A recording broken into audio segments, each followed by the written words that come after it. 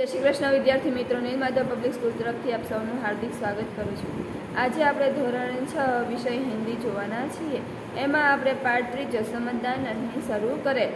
એમાં આપણે પ્રશ્નની સમજૂતી જોઈ અને પાઠની પણ સમજૂતી જોઈ, 1 થી 13 પ્રશ્ન પણ જોયા।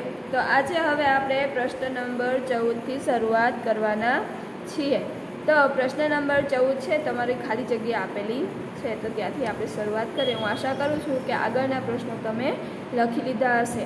હવે તમારો 14મું છે એ વાક્ય એ આ રીતે છે, બિચ્છુ કો ખાલી જગ્યા સૂજી। તો બિચ્છુને શું સૂજ્યું હતું? શેતાની। એને મસ્તી સૂજી કે નન્હીને એને બચાવ્યો તો એને ડંખ મારવા માટે જવું હોય છે, બરાબર, એટલે એની શેતાની સૂજી। હવે 15મું છે, નન્હી કहाँ ગઈ थी? जब नन्ही बतख नदी के तट पर गई थी। હવે 16મું છે, बिच्छू की कौन सी आदत थी? जवाब, बिच्छू को डंक मारने की आदत थी। प्रश्न તમારો 17મો છે કે बिच्छू गिड़गिड़ा कर बोला। એમાં ઓપ્શન છે, मुझे बचा लो, बी मुझ पर दया करो, सी मुझे सांस लेने दो, डी मुझे छोड़ दो। तो जवाब आवशे बी, मुझ पर दया करो। 18मो प्रश्न है तमारो, नन्ही ने बिच्छू को दोबारा जीवन दान दिया। खाली जगह में छे दोबारा जीवन दान दिया। 19मो प्रश्न है, नन्ही ने क्या सोचकर दूसरी बार बिच्छू को बचाया? जवाब है, नन्ही ने यह सोचकर बिच्छू को दूसरी बार बचाया कि शायद अब उसने डंक मारने की गंदी आदत छोड़ दी होगी। 20मो प्रश्न है, माँ ने नन्ही को बिच्छू के स्वभाव के बारे में क्या कहा? तो जवाब है तमारो, माँ ने नन्ही को बिच्छू के स्वभाव के बारे में कहा कि बिच्छू अपनी गंदी आदत का गुलाम है। तुम उन्हें चाहे कितनी बार बचाओ, वह बार बार डंक मारता रहेगा। बिच्छूनी बात करे छे, तू एने गमे एटली वार बचाव पण तो ए पण तने वारंवार डंक मारा करशे। पछी 21मो प्रश्न है, बिच्छू ने कहा अब वो किसी को पछी डैश डैश छे એટલે વાક્ય પૂરું કરવાનું છે। ऑप्शन आपेला है, डंक नहीं मारेगा, बी परेशान नहीं करेगा, सी मारेगा नहीं, डी गाली नहीं देगा।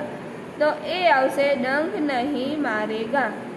22मो प्रश्न है, निम्नलिखित वाक्य को कौन किससे कहता है बताइए।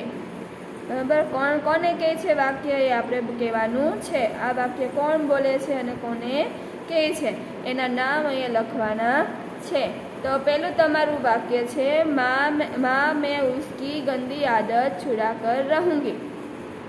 तो जवाब है, नन्ही अपनी माँ से कहती है। नन्ही एनी माने कहे छे के एनी गंदी आदत हूँ छोड़ावीने ज रहीश। बराबर। हवे बीजो तमारो प्रश्न है, एमां वाक्य जे आपेलुं छे, नन्ही बहन आज तुम जीत गई। वाक्य, नन्ही बहन आज तुम जीत गई। तो जवाब शुं आवशे? बिच्छू ने नन्ही से कहा। જ્યારે બીજી વાર નન્હી એને બચાવે દલદલમાં ફસાઈ ગયો અને ફરીથી બચાવે છે, ત્યારે નન્હીને બતક એમ કહે છે, નન્ही બહન आज तुम जीत गई। नन्ही बहन आज तुम जीत गई। बराबर। હવે તમારું ત્રીજું વાક્ય છે, तुम यह गंदी आदत छोड़ दो, नहीं तो मुसीबत में कोई तुम्हारी मदद नहीं करेगा। तो आ नन्ही बिच्छू ने कही है, तो जवाब में पण नन्ही ने बिच्छू से कहा। पछी चौथुं तमारुं वाक्य है, भलाई करना मेरा स्वभाव है। तो जवाब में शुं आवशे? नन्ही ने बिच्छू से कहा। हवे 5मुं तमारुं छे, मैं वचन देता हूँ कि अब मैं किसी निर्दोष जीव को डंक नहीं मारूंगा। तो एवं तमारुं वाक्य उत्तर है तमारो के बिच्छू ने नन्ही से कहा। जो उत्तर है बिच्छू ने शू जवाब आयो के बिच्छू ने नन्ही से कहा। हवे 23मो प्रश्न है, ए तमारुं चित्र आपेलुं छे। ए स्टोरी तो आपने बधाने खबर ज छे, जे कहानी छे वार्ता छे आपने खबर ज छे। तो ए आपणे थोड़ी कमथी एनी कहानी समझीए। बराबर। ए वाँचुं छुं अने समजावती छे, चित्र साथे साथे जोवानुं छे। तो 23वां प्रश्न है, चित्र को देखकर कहानी अपनी नोटबुक में लिखिए। आ तमारे कहानी तमारी नोट में लखवानी छे। तो चित्र जोईए, पहला चित्रनी समजूती आपू। तो एक बरगदનું पेड़ है, तमे कोई पण पेड़ लखी शको, अथवा वृक्ष पर एक कबूतर माळा में बैठेलू है। बीजा दृश्य में कीड़ी है, बराबर, जे पानी में तणाई रही होय नदी में, बराबर, ए छे दृश्य। त्रीजू है कि कबूतर कीड़ी ने पान में बेसाड़ीने बचावे छे। पछीनु तमारू चित्र है कि कबूतर कीड़ीनी साथे बात करे छे ने कीड़ी एने एनी साथे बात करे। पछी छे तमारू चौथुं दृश्य, जे पांचमું दृश्य है, शिकारी कबूतर पर शिकार निशानो राखेलो होय ए तमारू दृश्य है। पछी छेल्लुं तमारू छे कि कीड़ी एने बटकું भरे छे अने एनो एवुं चित्र है, बराबर। तो हवे आपणे कहानी समझिए। तो किसी जंगल में बरगद का एक पेड़ था।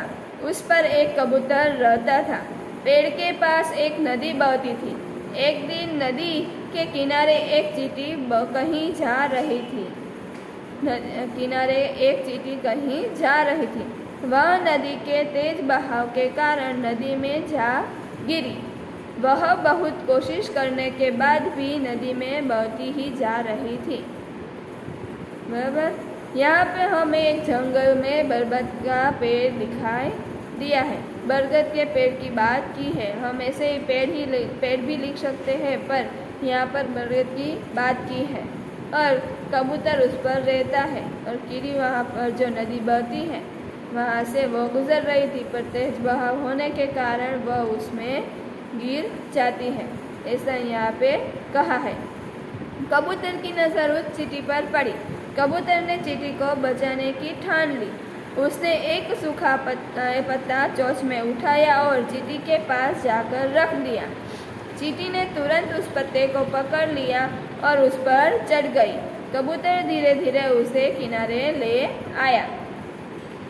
ठीक है, कबूतर उसको देख लेता है कि वो पानी में बह रही है। वह उसे बचाने की ठान लेता है और सूखा पत्ता अपनी चोंच में लेता है और कीड़ी के पास जो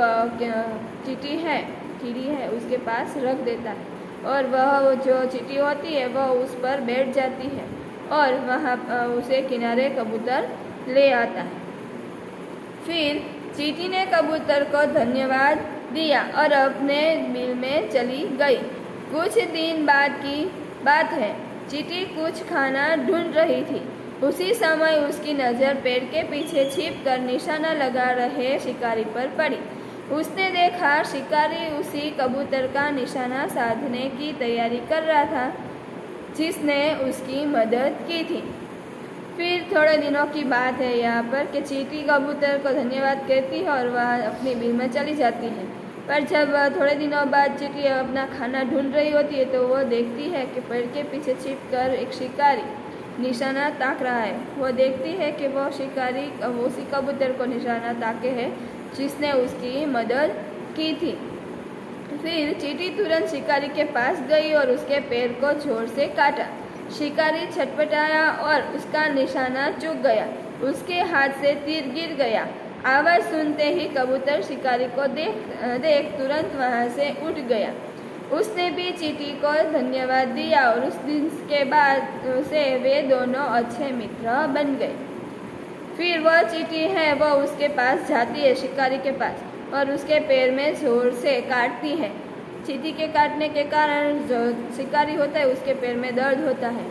वो निशाना चूक जाता है और उसके हाथ से जो बाण है शिकार करने के लिए वो उसके हाथ से गिर जाते हैं। आवाज़ सुनते ही कबूतर देखता है कि वहाँ पर शिकारी है और वह तुरंत वहाँ से उड़ जाता है। ऐसे शिकारी उस कबूतर का शिकार नहीं कर पाता है और फिर कबूतर उस चींटी का धन्यवाद करते हैं और उसी दिन से दोनों अच्छे मित्र बन जाते हैं। यह हमें अपने स्टोरी है।